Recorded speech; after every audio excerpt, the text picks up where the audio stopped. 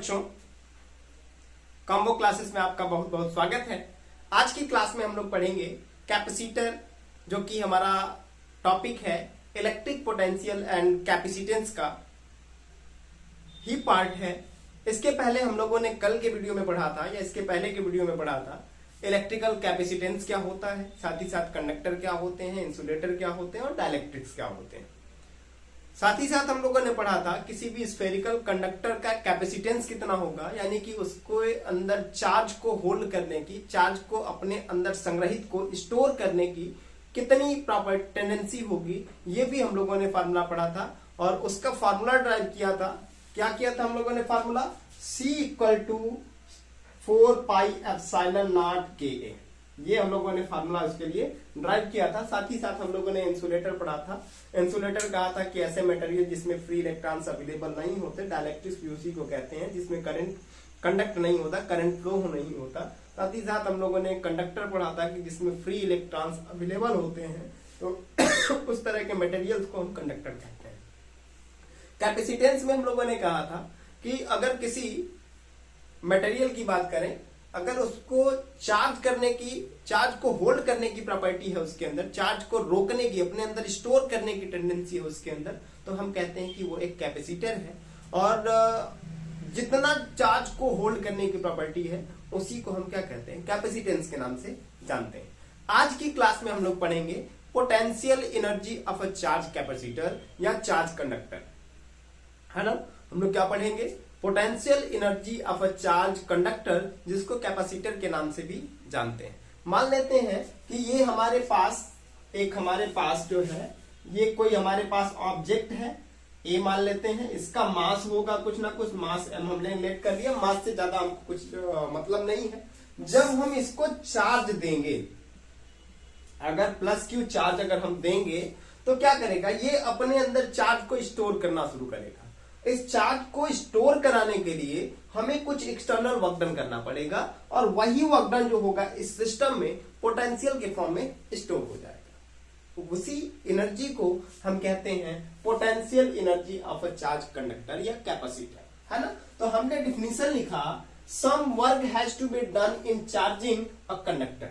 किसी कंडक्टर को चार्ज करने के लिए हमें कुछ वर्क करना पड़ता है, हमें कुछ वर्क की रिक्वायरमेंट होती है, and this work is stored in the form of energy.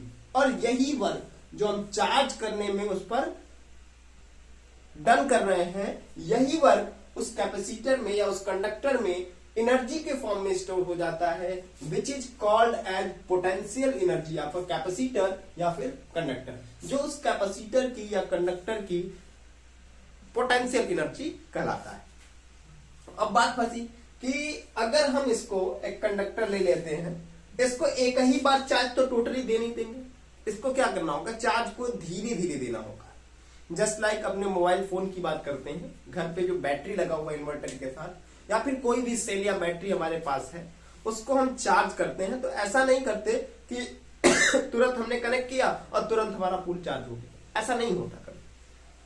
ऐसा कभी होता नहीं। क्या होता है, जैसे हम लोग कलेक्ट करते हैं, कुछ समय लगता है, कुछ टाइम लैगिंग होती है, जब जाकर के वो चार्ज होता है, यानी कुछ समय लगेगा। यानी कि इस कंडक्टर को भी हम चार्ज क्या करेंगे, एक ही बार ना देकर के, एक ही बार देंगे तो इसकी पोटेंशियल एनर्जी ज्यादा हाई हो जाएगी।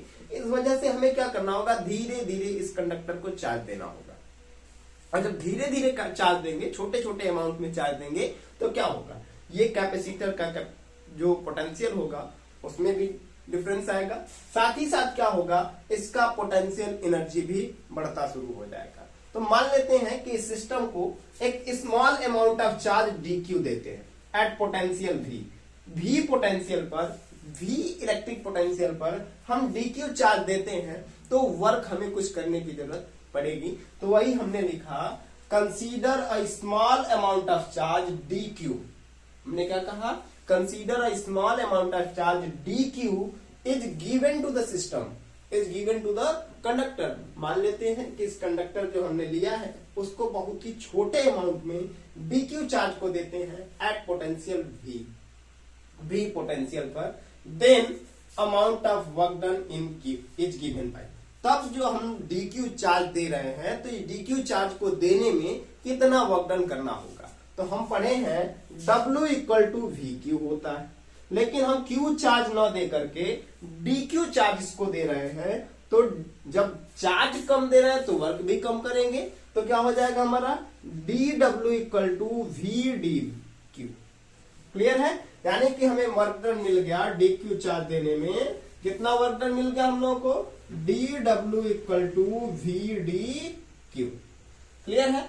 अब हमें एक फार्मूला पता है, सिंस Q इक्वल टू होता है CV, तो यहां से V इक्वल टू फार्मूला मिल जाएगा Q बाई सी। क्लियर है? कोई दिक्कत नहीं। फिर आगे देखा जाए, यहां पे ये वैल्यू रखा जाए तो डी डब्ल्यू इक्वल टू हमारा हो जाएगा कितना, Q by C D Q. Clear है? अब समझते हैं, जब हमने इस कंडक्टर को कोई चार्ज नहीं दिया तो वर्क डन भी हमने कितना किया होगा, 0 किया होगा। लेकिन जैसे ही हमने इसको Q चार्ज दे दिया, अब कुछ ना कुछ हमें वर्क डन करने की जरूरत पड़ जाएगी, डब्ल्यू वर्क हम कर देंगे, कुछ ना कुछ अधिक अमाउंट में वर्क कर देंगे। तो वही हमने लिखा Q जब चार्ज दिया तो वर्क डन हो गया W। अब देखेंगे इसका लिमिट हम ऑपरेट करेंगे, तो dW का लिमिट कितना, 0 से लेकर W, और ये हो गया dW।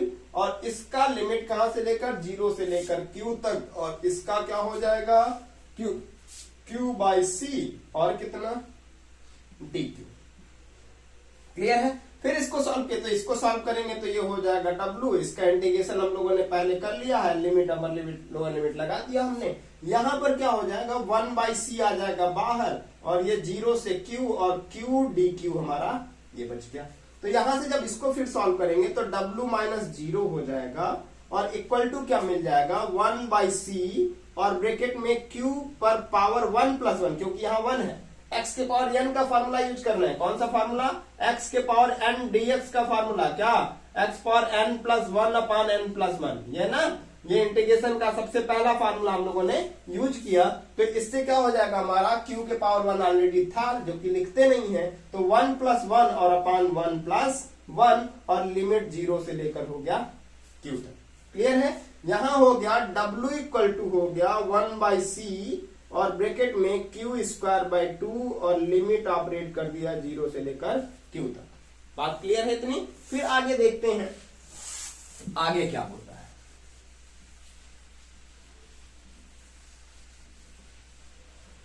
देखिए आगे क्या होगा, जब हम लिमिट ऑपरेट करेंगे तो हो जाएगा, इस हेडिंग को भी आगे देखेंगे, W इक्वल टू हो जाएगा हम लोगों का 1 बाई सी, और ब्रैकेट में Q square by 2 minus 0 square by 2। Clear है? अब क्या मिल जाएगा हम लोगों को, W equal to 1 by C Q square by 2, या फिर इसी को लिख सकते हैं 1 by 2 Q square by C, है ना। अब क्या लिखेंगे, दिस वर्क, यही वर्क क्या हो जाएगा, this work is stored in the form of potential energy. तो क्या हो जाएगा, U equal to 1 by 2 Q square by C. Clear है?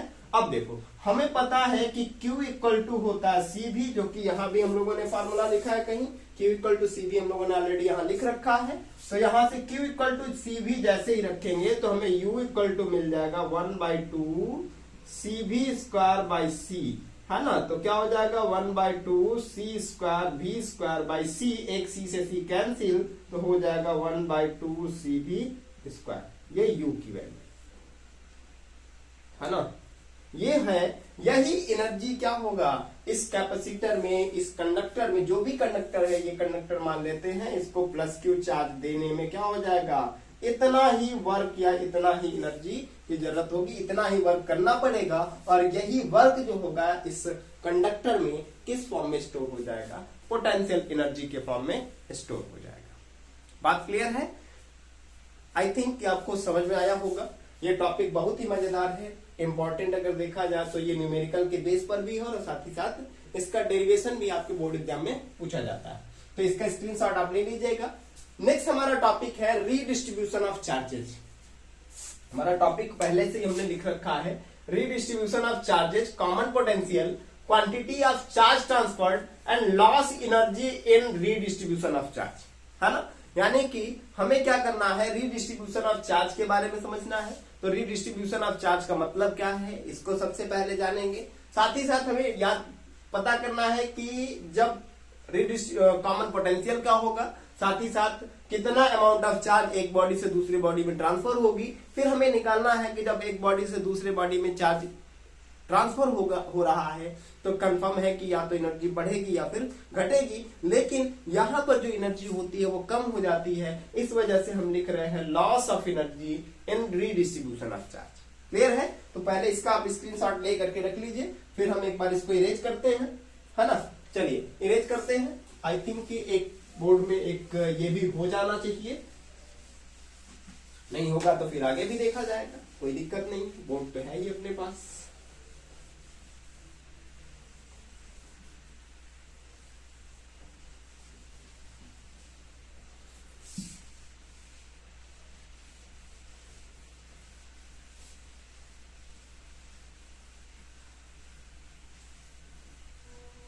देखिए समझते हैं क्या है हमारा रीडिस्ट्रीब्यूशन ऑफ चार्ज। तो रीडिस्ट्रीब्यूशन ऑफ चार्ज का मतलब ये होता है कि जब दो कंडक्टर हैं हमारे पास, दो कैपेसिटर हैं हमारे पास, और उन दोनों को जब कनेक्ट करेंगे, जो दोनों को एक दूसरे से जोड़ेंगे, ऐड करेंगे, कंबाइन करेंगे, तो कुछ चार्ज या तो पहले से निकल करके दूसरे में जाएगा या फिर दूसरे से निकल के कुछ चार्ज पहले में आएगा, अगर उन दोनों के पोटेंशियल में डिफरेंस होगा तब, है ना। अगर दोनों का पोटेंशियल सेम है तो दोनों पर अमाउंट ऑफ चार्ज सेम होंगे। उस कंडीशन में जोड़ने पर, दोनों को कनेक्ट करने पर कोई भी चार्ज की ट्रांसफरिंग नहीं होगी। लेकिन हम यहां बात कर रहे हैं तो वो एक आइडियल कंडीशन हो जाएगा कि दोनों का पोटेंशियल और चार्ज सेम है। लेकिन यहां हम आइडियल कंडीशन की बात नहीं कर रहे, हम एक जनरल कंडीशन की बात कर रहे हैं कि दो बॉडीज है हमारे पास, दो फिगर हम लोग बना लेते हैं। ये एक बॉडी हो गई और ये दूसरी बॉडी हो गई, है ना। दिख रहा आप लोगों को? हाँ दिख रहा है ना। ये दो बॉडी हम लोगों ने बना लिया, इसका नाम ए लिख लेते हैं और इसका नाम बी लिख लेते हैं, ठीक है।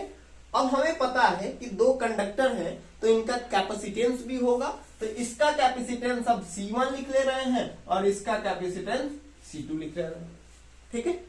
इसका पोटेंशियल हम V1 लिख ले रहे हैं और इसका पोटेंशियल हम V2 लेट कर ले रहे हैं।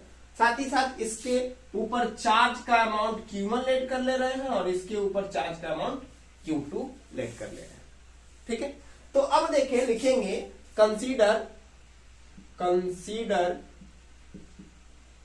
To conductor A and B are connected. A and B of capacitance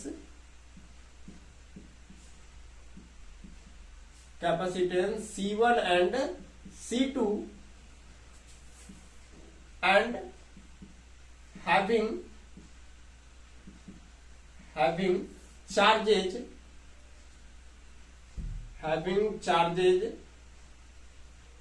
Q1 and Q2 at potential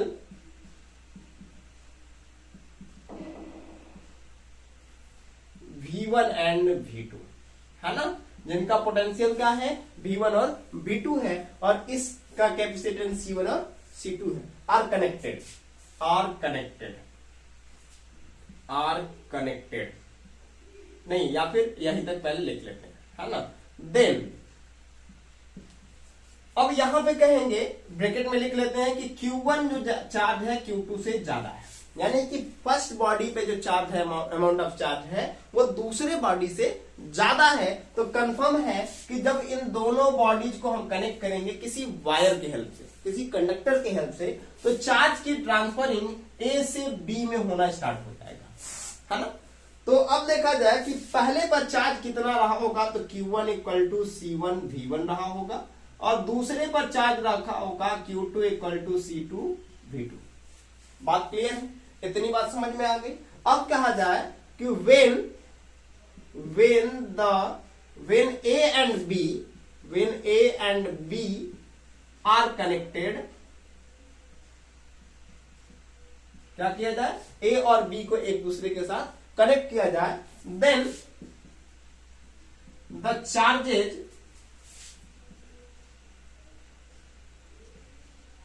are transferred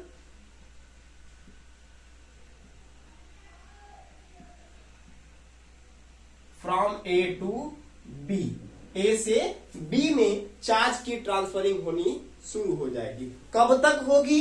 जब तक कि दोनों का till both have the same charges, जब तक कि दोनों पर क्या हो जाए, सेम चार्जेज ना हो जाए। बात क्लियर है? जैसे ही हम दोनों को कनेक्ट करेंगे तो इस पर जितना चार्ज और उस पर जितना चार्ज होगा, जब तक बराबर नहीं हो जाएगा तब तक इसमें से चार्ज निकल करके इसमें जाता रहेगा। और जैसे ही दोनों का चार्ज सेम होगा तो इन दोनों का पोटेंशियल भी क्या हो जाएगा, सेम हो जाएगा, है ना। जब तक let V be the common potential, then क्या होता है हमारा, Q इक्वल टू होता है CV या फिर V इक्वल टू होता है Q बाई C। ठीक है, Q बाई C हो गया। जब हम देख रहे हैं कि दो है तो दोनों का मिल करके हम Q कर रहे हैं, तो Q की वैल्यू जो होगा वो होगा Q1 प्लस Q2, और जो दोनों का कैपेसिटेंस मिलके हो जाएगा हमारा C1 प्लस C2। बात क्लियर है? हमने क्या कहा कि दोनों का चार्ज मिल करके हो जाएगा Q1 प्लस Q2 जब कनेक्ट कर देंगे तब, और दोनों का जो कैपेसिटेंस है C1 और C1 प्लस C2। जैसे हम क्या करते हैं, एक दो बाल्टी लेते हैं, एक की कैपेसिटी कुछ और है, दूसरे की कैपेसिटी कुछ और है, तो जब दोनों को मिलाएंगे तो टोटल की कैपेसिटी क्या हो जाएगी, पहले बाल्टी की कैपेसिटी प्लस दूसरे बाल्टी की कैपेसिटी हो जाएगी कि नहीं हो जाएगी। पहला 5 लीटर का है, दूसरा 7 लीटर का है, जब दोनों को मिला देंगे तो 12 लीटर का हो जाएगा ना। तो इसका मतलब हमने क्या कह दिया, दोनों का कैपेसिटेंस मिलके जो हो जाएगा वो C1 प्लस C2 हो जाएगा। ये बात है। अब देखते हैं, यहाँ Q1 और Q2 की वैल्यू हम लोगों ने निकाला है, तो हमारा V की वैल्यू हो जाएगा Q1 की वैल्यू क्या, C1 V1 plus C2 V2 अपान C1 प्लस C2, और ये क्या है, this is the common potential. यही क्या है, कॉमन पोटेंशियल। बात क्लियर है? ये क्या है, कॉमन पोटेंशियल। एक चीज हम लोगों ने निकाल लिया, कॉमन पोटेंशियल की वैल्यू हम लोगों ने कैलकुलेट कर लिया कि जब दोनों को कंबाइन कर देंगे तो दोनों का पोटेंशियल सेम हो जाएगा। क्या करते हैं, एक डिस्चार्ज बैटरी को लेकर के एक चार्ज बैटरी के साथ कनेक्ट कर देते हैं। घर पे कर सकते हैं ये एक्सपेरिमेंट। एक चार्ज बैटरी को लेकर के एक डिस्चार्ज बैटरी के साथ कनेक्ट कर देते हैं, तो होगा क्या, चार्ज बैटरी से चार्ज निकल करके, जो इसके पास चार्ज होगा उस बैटरी से चार्ज निकल करके अनचार्ज बैटरी में जाना शुरू हो जाएगा। तब तक जाएगा जब तक कि दोनों पर अमाउंट ऑफ चार्ज सेम न हो जाए। जैसे ही सेम हो जाएगा, अब क्या होगा, रिडिस्ट्रीब्यूशन चार्ज का लेन देन जो होगा, ट्रांसफरिंग जो होगा वो रुक जाएगा। उस कंडीशन में अब दोनों सेल का जब पोटेंशियल चेक करेंगे, जब पोटेंशियल इलेक्ट्रिक पोटेंशियल या पोटेंशियल डिफरेंस मेजर करेंगे, तो हमें क्या मिलेगा, दोनों का पोटेंशियल सेम मिलेगा। उसी बेस पर हम कह रहे हैं ये जो फार्मूला है वो क्या है, हमारा इलेक्ट्रिक कॉमन पोटेंशियल का फार्मूला है। अब हमें क्या निकालना है, क्वांटिटी ऑफ चार्ज ट्रांसफर, है ना। इसके लिए समझते हैं, जब हमने कनेक्ट कर दिया तो इसमें से कुछ चार्ज निकल करके कंफर्म है कि इसमें गया होगा, है ना। मान लेते हैं Q1 चार्ज था और इसमें से निकल करके जाने के बाद बचा है Q1 डैश। समझते हैं, इस पर हम लोग ये दो बॉडी मान लेते हैं, इस पर 40 कूलाम का चार्ज था और इस पर जो है 15 कूलाम का चार्ज था या फिर 16 कूलाम का चार्ज था, कुछ भी लेट कर सकते हैं, कोई दिक्कत नहीं। तो क्या होगा, जब इन दोनों को कनेक्ट करेंगे किसी वायर से, तो इसमें से चार्ज निकल करके कंफर्म है कि इसमें जाना स्टार्ट कर देगा। ठीक है, कब तक जाएगा, जब तक कि इन दोनों का चार्ज सेम नहीं हो जाता, है ना। अब कितना जाएगा, तो कितना जाएगा, पहले का 40 ना दूसरे का, तो ये क्या होगा, दोनों में आधा आधा बढ़ जाएगा ना, तो कितना 56, तो कितना हो जाएगा हम लोग का 56 हो गया।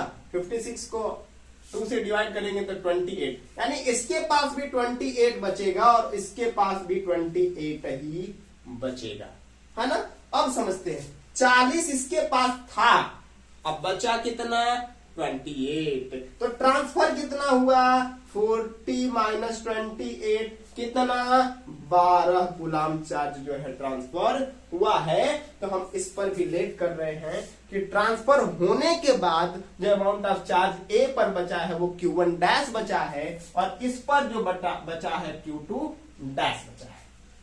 बात क्लियर है, तो लिखते हैं let Q1 dash and Q2 dash, let Q1 dash and Q2 dash are the charges on A and B after connection। क्या है, कनेक्टिंग। देन अब देखो Q डैश की वैल्यू निकालते हैं।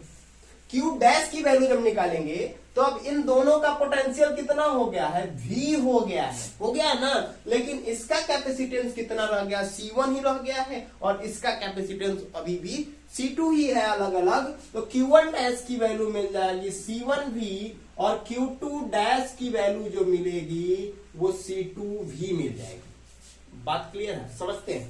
तो लिखते हैं, पहली हेडिंग हमने निकाल लिया। दूसरा क्वांटिटी ऑफ चार्ज,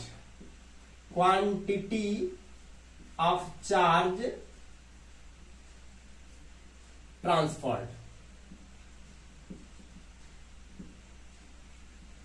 ठीक है, कितना क्वांटिटी चार्ज ट्रांसफर हुआ एक बॉडी से दूसरे बॉडी पे। समझो, ध्यान समझना। अभी हमने एग्जांपल बताया था, 2 बॉडी लेकर के इस पर 50 कूलम का चार्ज है और इस पर 30 कूलम का चार्ज है। जब कनेक्ट करेंगे तो इसमें से चार्ज इसमें जाएगा, तब तक जाएगा। तो ये किसकी वैल्यू है, ये Q1 की वैल्यू है, ये Q2 की वैल्यू है। जब कनेक्ट करेंगे तो इस पर कुछ चार्ज निकल करके इसमें चला जाएगा, है ना। तो कब तक जाएगा, जब तक कि दोनों का सेम नहीं हो जाता। तो सेम कैसे होगा, दोनों का मिला के 80 है, 80 को 2 भागों में बांटना है तो इसके पास 40 बचेगा, इसके पास 40 बचेगा। तो इसके पास कितना हो गया 40 और इसके पास भी हो गया 40, है ना, आधा इंग्लिश आधा 40, इसके पास भी 40 इसके पास भी। तो ये Q1 था और ये क्या बचा Q1 डैश और ये Q2 डैश और ये रहा Q2। तो अगर हम निकालते हैं कि इसमें से निकाल करके किसमें कितना किया, तो पहले था 50 ठो, अब बाद में है 40। मान लेते हैं 100 ठो रुपया लेके निकले घर से मेला में ना, अब 20 रुपया का गोलगप्पा खा लिए तो क रुपया बचा, 80 रुपया ना बचा पॉकेटवा में। इसका मतलब कैसे किए, 100 रुपीज माइनस 20 रुपीज गोलगप्पे का, तो कितना आ गया 80 रुपीज आ गया, है ना। तो गोलगप्पा खा लिए हम लोग ना, 80 रुपीज आ गया। तो कैसे निकाले, पहले वाले में से बाद में वाले को माइनस कर दिया तो कितना बचा 80 रुपीज ना। तो कितना हो जाएगा, डेल Q की वैल्यू निकालनी है तो क्या निकालना होगा, Q1 minus Q1 dash, Q1 minus Q1 dash, है ना। इसके लिए हम क्या करेंगे, Q1 की वैल्यू हम लोगों ने ऑलरेडी कैलकुलेट कर रखा है उधर पे। Q1 की तो डेल्टा Q इक्वल टू हो जाएगा Q1 की वैल्यू C1V1 और Q1 डैश की वैल्यू जो मिला है C1V मिलेगा है यहाँ पे ये रहा हम लोगों की वैल्यू, है ना। अब देखो हम लोगों ने कॉमन पोटेंशियल की वैल्यू निकाला है, V की वैल्यू पता है ना, सिंस V की वैल्यू क्या है C1V1 प्लस C2V2 अपान में C1 प्लस C2, है ना। ये वैल्यू लाके यहाँ पुट कर देते हैं। जैसे ही पुट करेंगे तो क्या मिलेगा C1 और C1 कॉमन हो गया ना। अब V1 थोड़ा सा बड़ा लिखते हैं, V1 माइनस यहां से V की वैल्यू तो क्या हो गया C1V1 प्लस C2V2 और अपान में C1 प्लस C2 हो जाएगा। अब क्या करेंगे, इसके अपान में 1 लेंगे और एलसीएम लेके सॉल्व कर देंगे। तो क्या हो जाएगा C1 और यहाँ देखो एलसीएम लेंगे तो क्या हो जाएगा C1 प्लस C2 हो जाएगा एलसीएम 1 से एलसीएम में इंटू में करे या ना करे कोई दिक्कत नहीं है ना। तो 1 से डिवाइड करेंगे तो यही बचेगा और इसका ले जा करके V1 में मल्टीप्लाई कर देंगे ना, या फिर इसका पहले इसमें कर देते हैं तो क्या मिलेगा C1 V1 plus C2 V1 मिलेगा ना, V1 का इसमें और 1 का इसमें कर देते हैं तो माइनस लगा देते हैं और ब्रैकेटवा तो रहेगा ही C1 V1 plus C2 V2।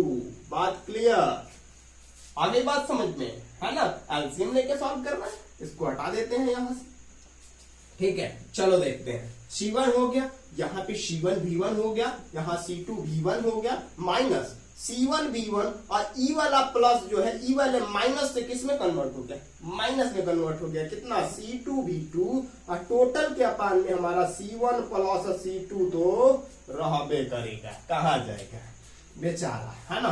अब समझो यहाँ पे C1 V1 यहां से और C1 V1 यहां से, E वाला प्लस में था E वाला माइनस में, तो दोनों को माइनस किए तो अंडा बच गया 0, तो 0 को तो लिखेंगे नहीं। अब देखो देखो देखो देखो ये C2 और ये C2 रह गया कॉमन, तो क्या बच गया C1 C2 ब्रैकेट में कितना, यहाँ देखो V1 माइनस V2 पान में C1 प्लस C2, ये एलसीएम वाला। इसी को हम चाहें तो डेल Q इक्वल टू लिख सकते हैं कितना C1 C2 by C1 plus C2 और ब्रैकेट में हो जाएगा V1 माइनस V2, ये रहा। यही क्या है डेल Q जो निकाला हम लोगों ने, ये क्या निकाला है, अमाउंट ऑफ चार्ज ट्रांसफर निकाल दिया कि जब दोनों बॉडी को कनेक्ट करेंगे तो पहले बॉडी से दूसरे बॉडी में कितना चार्ज ट्रांसफर होगा V वोल्ट पर, इस फार्मूले के हेल्प से हम तुरंत कैलकुलेट करके बता देंगे, है ना। अब देखिए अभी हम लोगों ने इसमें दो चीजों को निकाला, क्या क्या निकाला, डिस्ट्रीब्यूशन ऑफ चार्ज को समझा कि जब दो चार्ज बॉडी को कनेक्ट करते हैं तो हाईली चार्ज बॉडी से लो चार्ज बॉडी में या फिर हायर पोटेंशियल वाली वैल्यू बॉडी से लोअर पोटेंशियल वाली कंडक्टर में कुछ चार्ज ट्रांसफर होना शुरू हो जाता है, उसी को हम रिडिस्ट्रीब्यूशन ऑफ चार्ज कहते हैं। यानी कि आवेशों का जो चार्जेज का जो आपसी लेन देन है उसी को हम क्या कहते हैं, रिडिस्ट्रीब्यूशन ऑफ चार्ज कहते हैं। साथ ही साथ हम लोगों ने कॉमन पोटेंशियल निकाला कि जब दोनों को कनेक्ट कर देंगे तो दोनों का मिल करके पोटेंशियल कितना हो जाएगा। फिर हम लोगों ने निकाला क्वांटिटी ऑफ चार्ज ट्रांसफर, यानी कि जब दोनों को कनेक्ट कर देंगे तो एक बॉडी से दूसरे बॉडी में चार्ज कितना ट्रांसफर होगा, इसकी भी वैल्यू हम लोगों ने कैलकुलेट करके देख लिया, है ना। फिर हमारा है क्या निकालना है, loss of energy in redistribution of charge, loss of energy निकालना है ना। तो इसका आप एक बार स्क्रीनशॉट ले लीजिए, तब तक फिर हम बताते हैं, है ना। अरे वाह, दिख रहा है एकदम क्लियर, क्रिस्टल क्लियर, चलिए क्रिस्टल क्लियर है ना, एकदम क्लियर दिख रहा है। चलिए आगे देखते हैं। अब हम लोग का टॉपिक जो है वो क्या टॉपिक है उसको भी समझ लिया जाए, है कि नहीं। एकदम मजेदार सा टॉपिक, कौन सा टॉपिक, मजेदार वाला कौन सा टॉपिक होगा, चलो देखते हैं। क्या हमारा बचा हुआ है, तीन चीजों को हम लोगों ने समझ लिया कि रिडिस्ट्रीब्यूशन ऑफ चार्ज क्या होगा, कॉमन पोटेंशियल क्या होगा, क्वांटिटी ऑफ चार्ज ट्रांसफर कितना होगा। साथ ही साथ अब हम लॉस ऑफ एनर्जी को समझेंगे, तो इसके लिए हमें इरेज करना होगा, बोर्ड भर गया है ना। तो चलिए देखते हैं, ये हम इरेज कर दिए। थोड़ी सी आवाज आपको बेकार सी लग रही होगी, है ना, घिसने की आवाज बहुत बेकार सी लगती है। चलिए देखते हैं, जब ये दोनों अलग अलग थे, जब तो हम क्या निकाल लेते हैं, potential energy, potential energy of A and B, A और बी का पोटेंशियल एनर्जी निकालते हैं। तो पहले का U1 होगा या U A लेट कर लेते हैं, UA की वैल्यू में मिलेगा 1/2 C1V1 स्क्वायर, अभी हम लोगों ने फार्मूला ड्राइव किया था, है ना। फिर UV की वैल्यू क्या मिल जाएगा, 1/2 C2V2 स्क्वायर। तो टोटल एनर्जी कितना मिल जाएगा, टोटल एनर्जी बिफोर कनेक्शन से पहले उनकी एनर्जी कितनी होगी, ये हम कैलकुलेट करना चाह रहे हैं। ठीक है, फिर देखते हैं, थोड़ा सा बदल लें इसको, है ना।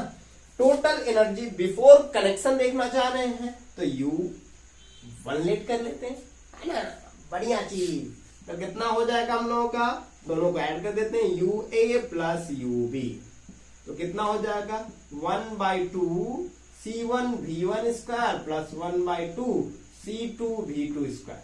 चाहे तो हम U1 इक्वल टू लिख सकते हैं 1/2 को कॉमन कर लें, C1V1 square plus C2V2 square. ठीक है, अब हम निकालेंगे पोटेंशियल एनर्जी आफ्टर कनेक्शन ना। क्या निकालेंगे, पोटेंशियल एनर्जी आफ्टर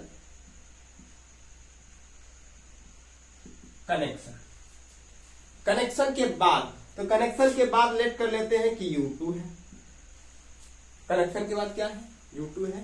फार्मूला तो 1/2 वाला लगेगा ही।